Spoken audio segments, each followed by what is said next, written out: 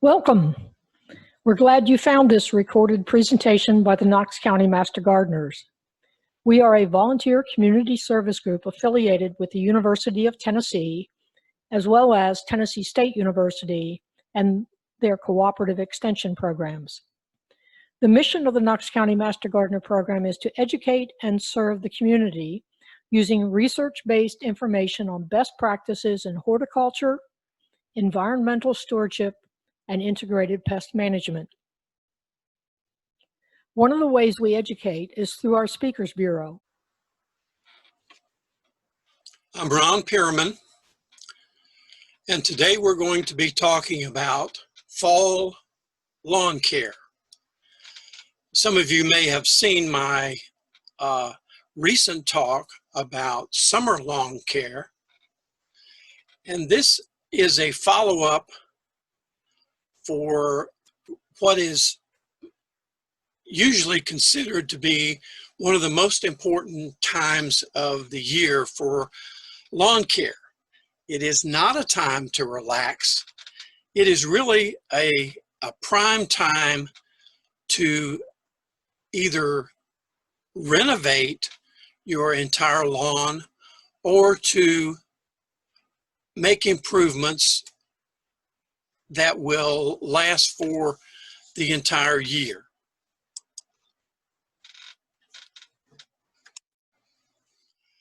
First of all, when you are looking at fall lawn care, you need to assess your lawn. First of all, look at, why now? What type of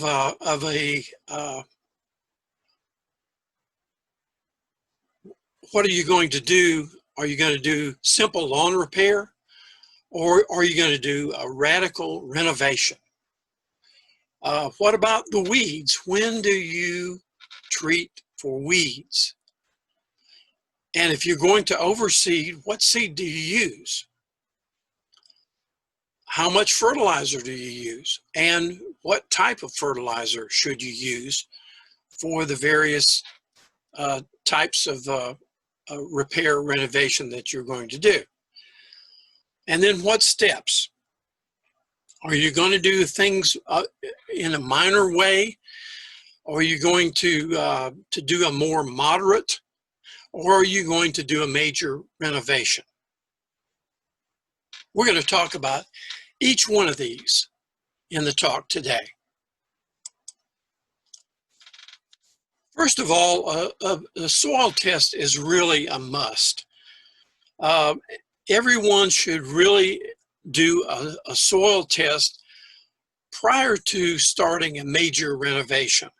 It's a good idea to do a soil test once a year. The cost is $15, and you can use these little sample boxes that you get that are available through UT Extension, or the county agent has them, and also the local Mayo Garden Centers have them. And many of the Master Gardeners also have a supply if you see another Master Gardener. The little boxes look like this, but you don't really need to use a box. You can simply put it in a baggie and use the instructions that are on the UT Extension website and send it to that location. They do not require the sample to be in the box. Can be used if you like. Soil test recommendations. If you're going to look at just a minor repairs, you're really only going to be looking at 2 or 3 items.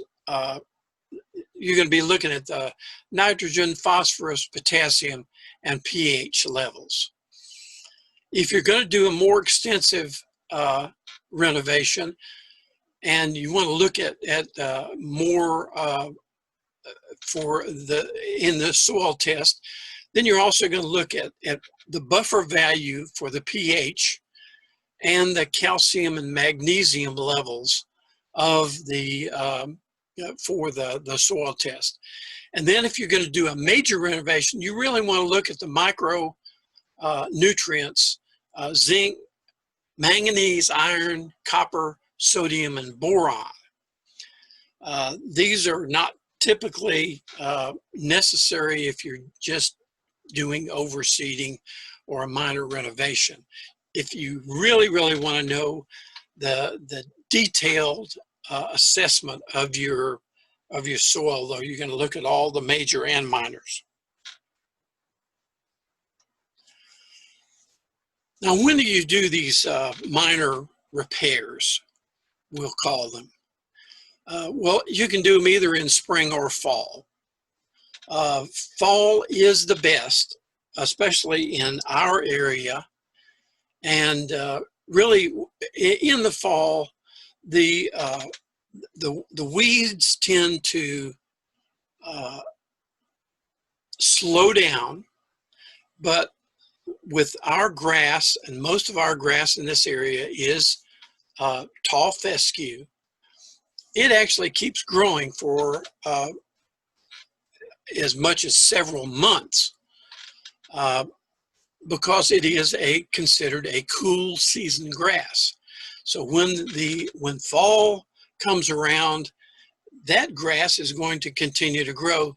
So that is the best time, really, to be planting grass or overseeding grass for our area with the tall fescue. Now, when you're looking at the overall problems, I guess, the thing you need to look at is, am I going to kill weeds or am I going to plant grass? You can't really do both of them at the same time. You really need to assess, again, your lawn.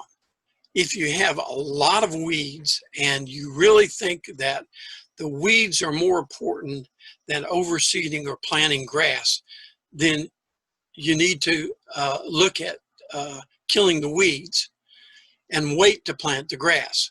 But really, now is the best time to plant grass. So my recommendation would be to go ahead and overseed or plant grass now and wait until the spring to work on the weeds. Of course, you need to do a soil test. Now is the time to do fertilizer and lime if needed. And the other thing that you need to do, especially for, if you're going to consider just minor repairs, is keep the leaves picked up. The leaves in our area are typically add acid to the soil, especially if you have oak and hickory leaves, and that leaves and grass don't really mix. So you need to keep those leaves picked up. And then if your lawn looks okay, you're good to go. Now, for doing moderate repairs, if your lawn is in good shape but not great, again, you want to do that soil test. Now, for almost every lawn, it can handle aeration.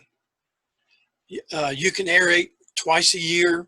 There's not really any good time or bad time to aerate, except if you're going to do the repairs, it's a good idea to do aeration before you begin. You fertilize if necessary with a winterizer type fertilizer. And the thing that it makes it a winterizer fertilizer is it has low nitrogen. And what you want to do is you want to cut down on the nitrogen, because nitrogen is just going to produce top growth. And a winterizer fertilizer supports more root growth and overall health of the grass than does a regular lawn fertilizer, which is high in nitrogen. And you may also want to treat for winter weeds use a pre-emergent type treatment. And we'll talk a little bit more about this later on. Now, if you want to look at overseeding, understand that this is the easiest way to get a great lawn. Your weeds do not compete well in a good, strong lawn. Prepare your lawn for your best results. If you fall overseed, it does reduce the competition from weeds, and it also allows the seeds to germinate while the soil is still warm.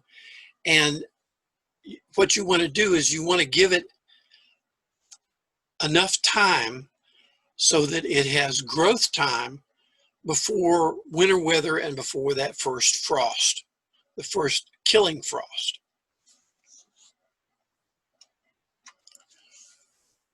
Now, prepping for lawn repair, my wife always uses a little slogan, PPP, PPP, which is proper prior planning prevents poor performance. So you need to make your plan. You need to look at what condition your lawn is in. Remember, you have to do that first assessment, but then you have to look at all the other conditions that are around in your lawn. Did you have a dry summer or a wet summer? Do you have excessive shades? Do you need to go in and trim some trees? Do you have tree root competition?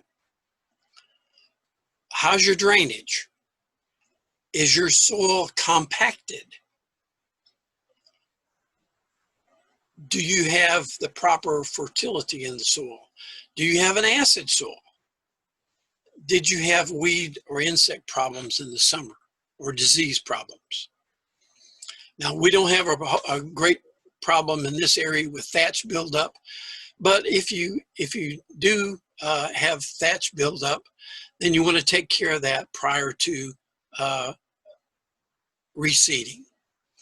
Improper mowing. Did you mow infrequently and not at the proper height? Also, if you use grass species that are not properly adapted for the area. And there are other things to consider also, but those are the main ones. Again, as I said before, the best weed control is to have a healthy lawn. Now, you've got two different types of weeds that you have to deal with. You have annual weeds and you have perennial weeds. Now, the annual weeds are going to grow from seed every year. The perennial weeds are going to be around and they're going to come back if you don't treat for them. The annual weeds you can prevent just by preventing the seeds from germinating. You have two types of weeds. You have broadleaf weeds, and then you have grassy weeds. There are grass species that you don't want in your nice fescue lawn. So what you want to do is you want to really treat or remove the weeds before planting new grass. Now, this is planting new grass. Now, this is not necessarily for overseeding because, as I said before, really, if you're going to overseed, you don't want to worry with removing the weeds first. You want to go ahead and overseed and then remove the weeds in the spring. And, you know, as I said, there are many methods of removing weeds. You can use a a pre-emergent weed killer. You can use chemical weed killers. You can pull them by hand. There's a lot of different ways to get rid of weeds. The first thing you want to do when you're reseeding is you want to mow low before you go. You want to mow down low because you're not going to mow after you reseed. And you put you reseed and you fertilize, and you want that grass to be very low so that the sun can reach the seeds, and so the fertilizer can do its job and allow the grass to grow before you mow it. Now, thatch, as I mentioned before, is not a problem in our area because fescue is not a thatch producing grass. The thatch producing grass are the northern grasses, and they reproduce by runners. Fescue is a bunch grass, and it is much less likely to develop thatch than the running type grasses. But if you do, especially if you mow and leave your clippings, which is really recommended, because in our area that's not a problem. It will actually cut down on the amount of fertilizer that you need. So we do recommend that you go ahead and cut your grass and leave the clippings on. But if you're overseeding, you want to make sure that the seed is in contact with the soil, so you want to remove that, because that excess thatch, or even if it's not really heavy thatch, but if it is if it's built up enough so that the seed does not come into contact with the soil, then you're going to restrict your germination. So, and bottom line is, a healthy lawn does have some good thatch, because good thatch does prevent weed seeds from germinating also.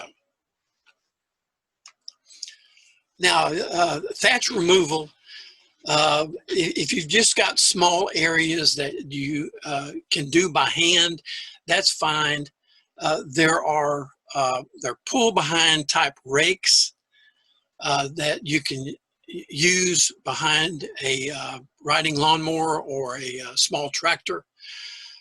You can use what they call electric dethatchers, which are standalone type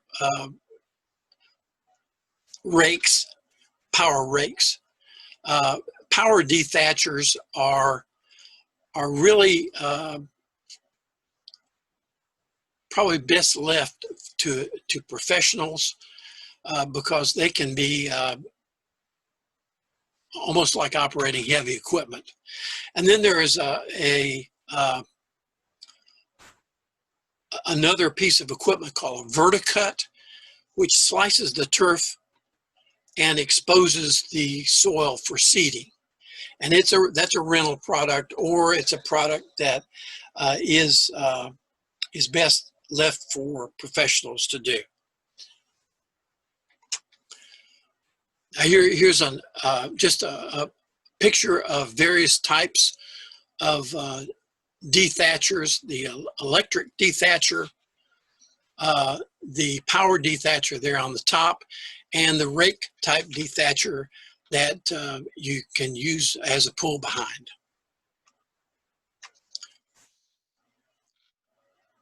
Now, dethatching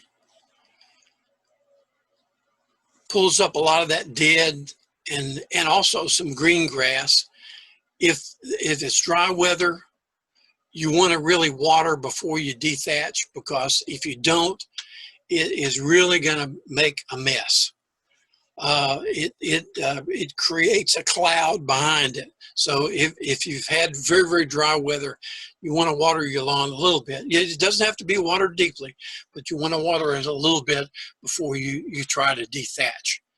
And it is important also to remove all that debris before you do anything else. And you can compost all of that debris that is pulled up from dethatching. Aeration is the other thing that can help any lawn. And as I said, you can do this multiple times a year. What this does is this increases the amount of water and the nutrient and oxygen movement into the soil, and it allows those nutrients to go deeper. It increases your soil microorganisms. It improves the rooting of new grass, and also it prevents a lot of runoff, because the holes that are produced through aeration will actually cause your any water to soak in rather than to run off. A lot of different aeration methods also. You can do it by hand with a with a spade fork, and unless you have a very, very small lawn, that's not something that you really want to do. You might see ads for these things that are called spike sandals, and I've got a picture of one I'll show you in a minute, where you can walk around in your lawn and aerate your lawn. Your neighbors might look at you funny, and I'm not sure that it really does a great job, because it really does not give you any kind of a serious core. Star aerators are good for planting seed, because they kind of do a lot of the same types of things that a dethatcher would do. They do mainly surface type. They will aerate, but it's not the deep aeration that you get from what's called a core aerator. And a pull behind core aerator, just about anybody can do it, from a lawn tractor. A power aerator is a standalone, and it is a pretty heavy duty piece of equipment. And it's not the kind of thing that is really, it's not an easy task. And it's best really done by professionals who deal with these pieces of equipment all the time. Here's an example of those shoe aerators. And you see the star aerators on the right there. And in the middle there below the shoes is a core aerator. Now the core aerator actually is the best, because it gets down to about 3 inches. And actually that gives you the best aeration of these methods. But star aeration is great because it does give you a lot of surface contact for the seeds. Again, that seed must come in contact with the soil. So if you want that to happen, you need to either dethatch or aerate, or both, before you're seeding. If you get ready to seed, be sure and choose a high quality seed. Now, some people in this area do have Bermuda, and other people do have Zoysia. But if you're what most people have, and that is a tall fescue type, then you want to look at a turf type tall fescue, or a blend. If you have knowledge of Kentucky 31. Kentucky 31 is really not what I would consider a turf type tall fescue. It is a coarse bladed tall fescue. A lot of contractors use Kentucky 31 because it's cheap. So that is not the kind of fine bladed tall fescue that most people want in their lawn. And if you have a Bermuda lawn, a lot of people do not like the fact that a Bermuda lawn turns brown in the winter. So what a lot of people do as far as reseeding is they overseed with an annual rye product. And this allows the Bermuda lawn to be green year-round, and then the annual rye will die out when the Bermuda starts growing again in the spring. There are a lot of varieties that are recommended, and the best recommendation I could say would be to go to UT Extension and look at the recommendations that the UT agriculture departments recommend. Some of them are listed here. If you've used a variety that has been successful, then by all means use that again. And if you have several different areas within your lawn, if you have some shady areas, if you have some partial shade, and if you have some sunny areas, you may want to look at a blend. There are blends that are called sun and shade blends, which have certain varieties that grow better in the shade, and other varieties that are in that mix that grow better in the sun.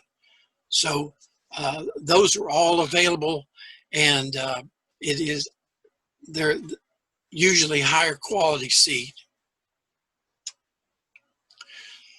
As far as application, it's best to use a rotary spreader.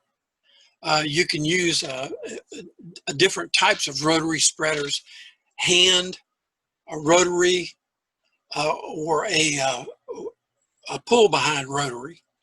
And also there's another one that you have to rent.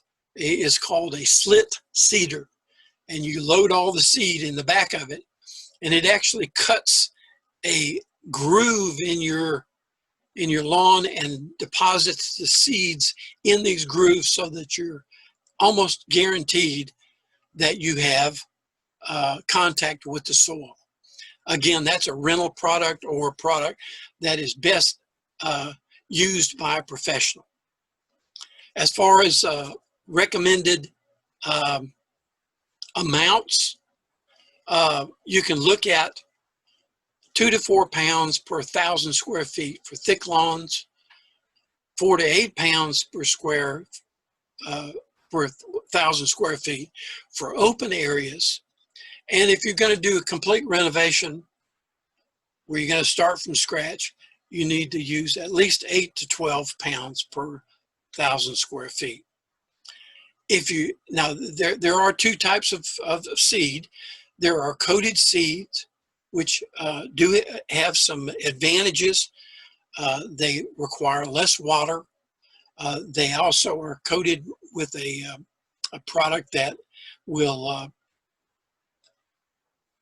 it may not prevent, but it reduces chances of any fungus growth or any rot in the seed. It just gives the seed more of an opportunity to get a good start. But coated seed does require more volume because you get fewer seed. So just take that into consideration and look at the manufacturer's recommendation for that particular seed. Now, another thing, top dressing. Top dressing in our area is really a very, very good idea. It is, especially if you've had any kind of concerns with your the composition of your soil, because top dressing will improve that your overall soil. You can either use fine compost, and this is what's called sifted compost or sifted soil. You don't want anything that's very large. It is applied after you put the seed down. And if you do this, you get typically very, very close to 100% germination. And again, you need to clean up that thatch. You need to clean up any excess clippings that are on the soil before you top dress. Now, what kind of fertilizer are you going to use? If you're going to reseed, you should always use a starter fertilizer. Now, starter fertilizers are going to have different compositions, but the number that you want to look at is that second number. That's phosphorus. You don't typically see phosphorus in your normal lawn fertilizer.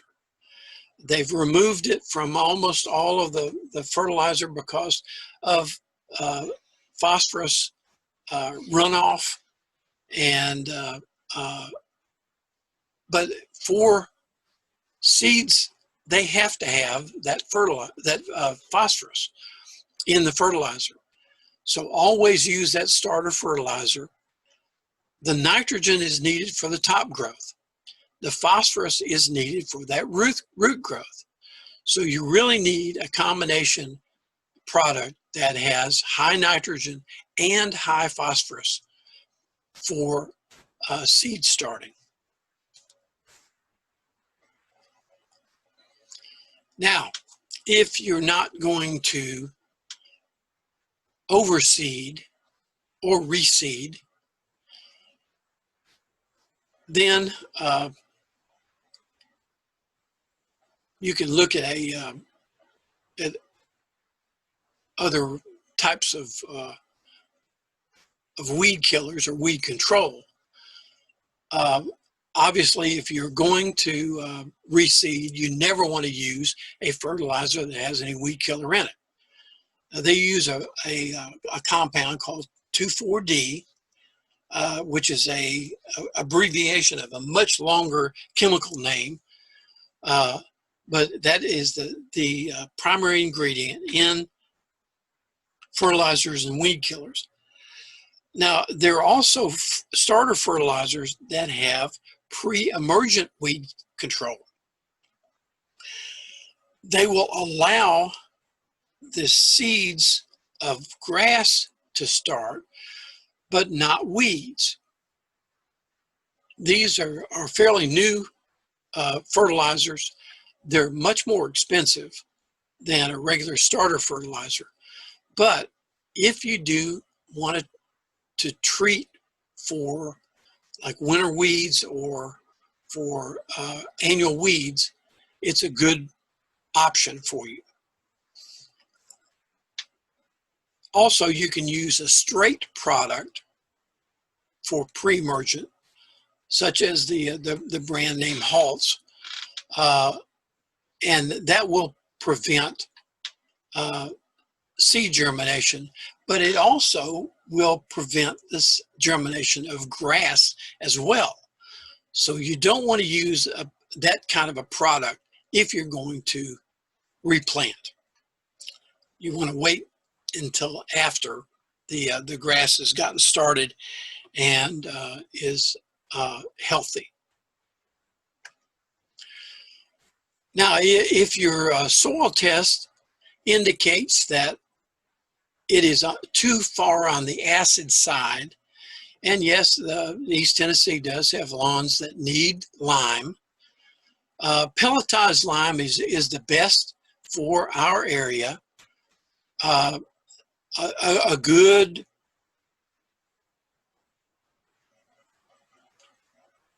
starter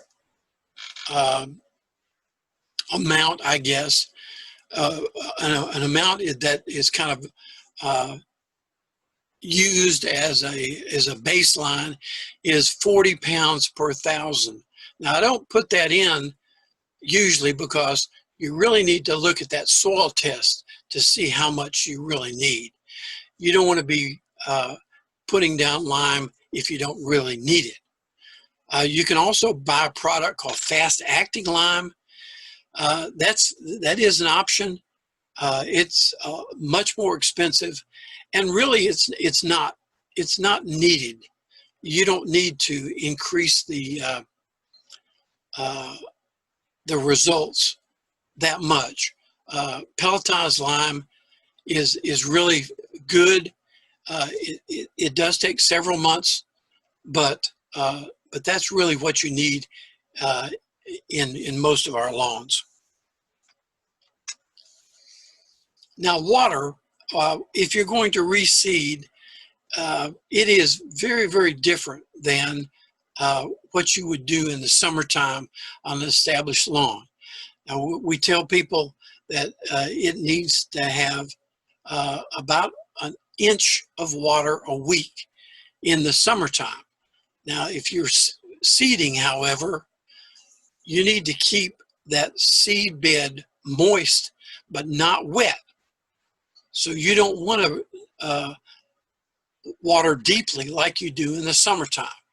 You want to water frequently and very shallow and just enough to keep that seed moist. Water twice a day until your grass is tall enough and after it's been mowed twice. Again, remember, if it dries out, it dies out. There's no going back. So keep your soil moist. Now, again, we tell people to mow on a regular basis. That's also a little different for new grass. You want to not mow. Again, remember we told you mow lower than normal before you reseed, and then don't mow again until your new grass is at least 3 inches high. Now that might vary a little bit depending on the variety, but as a general rule, 3 inches is what you want. You want to be very, very careful not to cut that grass too short after you reseed.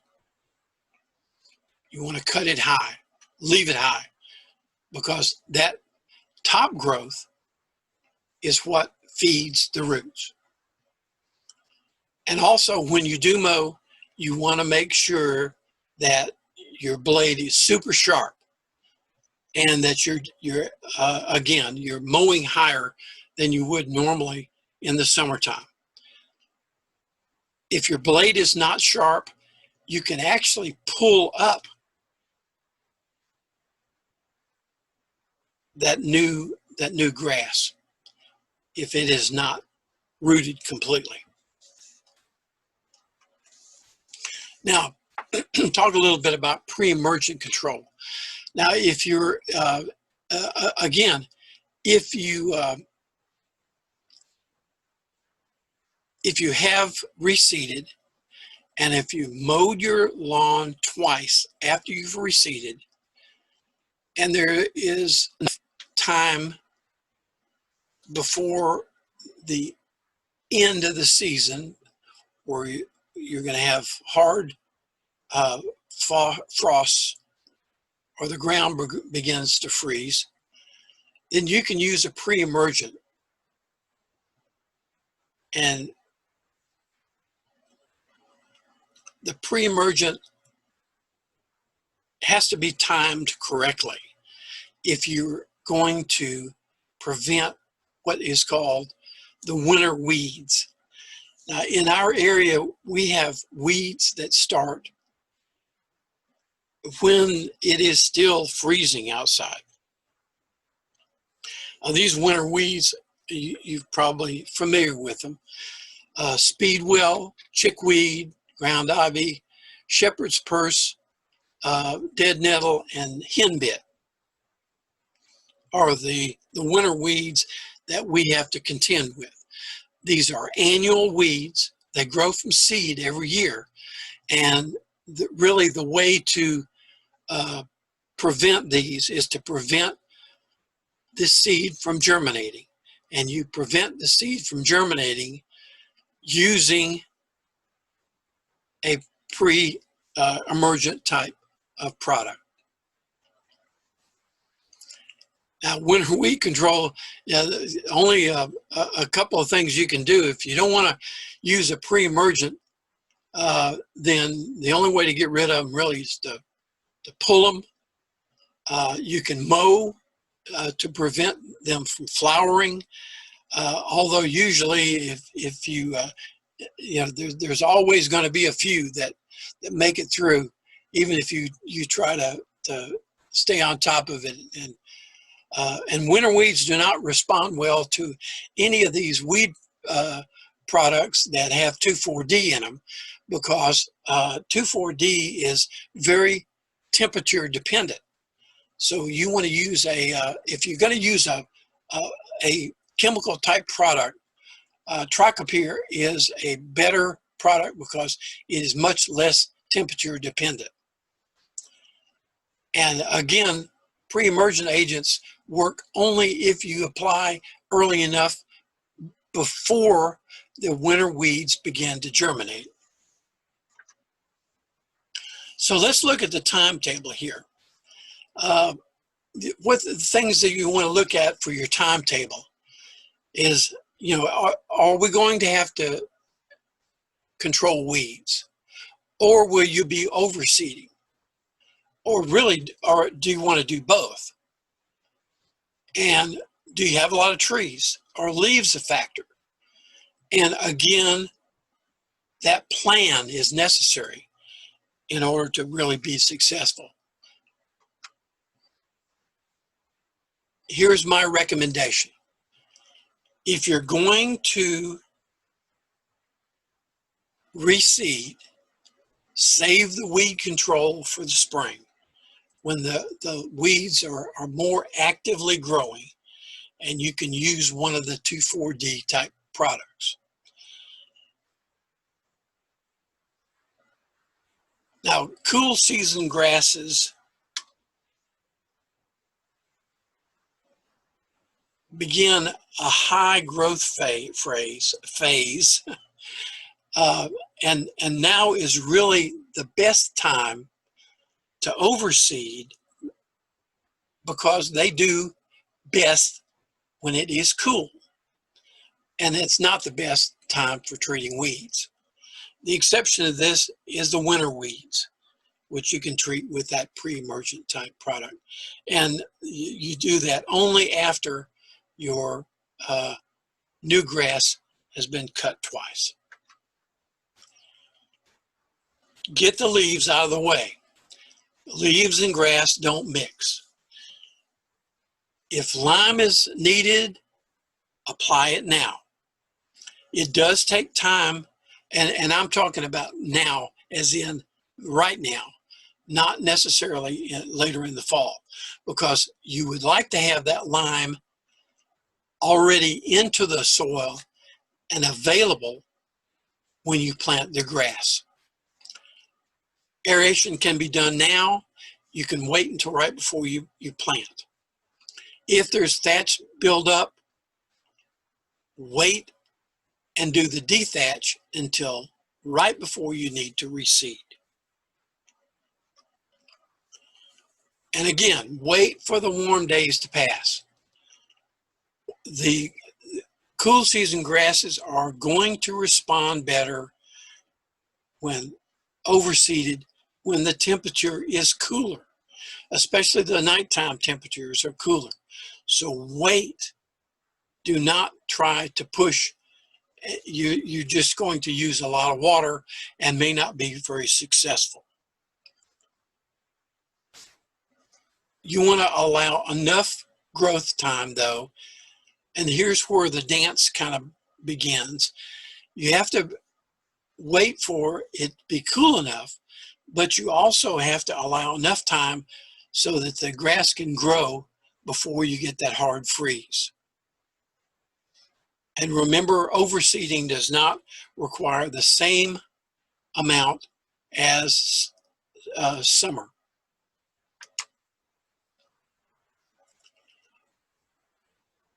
And you know, really anytime between mid to end of September to October are generally the best times to overseed. In our area, we generally don't have hard freezes until December, sometimes into January. So if you plant in September, your grass ought to be up and in good shape by the time that we have a hard freeze or a killing frost. And that does allow the growth time before the cold slows that growth. And if there is time, then it's time after that to treat for the winter weeds. And then what about the spring? Well, we want to get another soil test, and if necessary, apply regular lawn fertilizer or weed and feed. Now, the weed and feed that you apply with your regular lawn fertilizer, that's more of a preventative. Now, if you've got a real problem with perennial weeds, you probably want to use a regular fertilizer and then a liquid broadleaf weed killer instead of the weed and feed. Weed and feed is more of a preventative type and not as a real treatment. So you want to use that liquid if you have a real problem. And again, you know, this is not a one and done thing. This is a year-round thing if you want to really keep your lawn in good shape. Keep your fertilizer levels optimal, not over-fertilize. You want to maintain that proper pH. Fight the weeds when necessary. Aerate on a regular basis. Mow at the proper height and schedule, and maintain that water. If you're going to water 1 inch a week, infrequently but deeply. So then what do you do? You want to watch for problems, watch for new problems, and if you've had disease problems in the past, watch for those recurring. Again, be careful with clippings, especially if you don't mow regularly. You don't want to leave those heavy clippings, but normal clippings are fine. And then, lastly, enjoy. Enjoy that lawn that you have spent so much time and energy creating. Thank you very much, and I appreciate your attention, and I hope you got something out of today's talk. Thanks.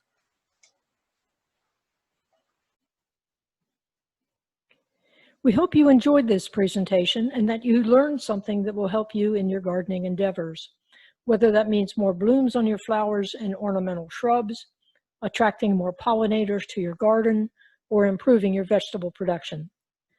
As we were not able to field your questions today, we want to close by offering you some ways to reach us. As you can see on this slide, we have a presence on Facebook. You may post questions to either of these Facebook pages. Feel free to upload a photo, especially if it helps to describe the problem you have. If you are not a Facebook user, you may call the Extension office at 865-215-2340 and leave a detailed message with your question. Your question will be forwarded to a Master Gardener to research and respond to you. You may also send an email to Ryland Thompson, the Knox County Extension agent who advises the local Master Gardener program. If a photo would help to describe the problem, feel free to attach 1 or 2. Try to keep the total attachments to less than 5 megabytes.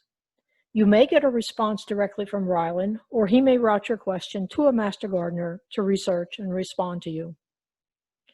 We are eager to return to public presentations. In the meantime, you can watch any of our recorded presentations by going to our website, finding a Speakers Bureau event on the calendar, and clicking on the link that is included within the event details. Now, let's go get some dirt under our fingernails.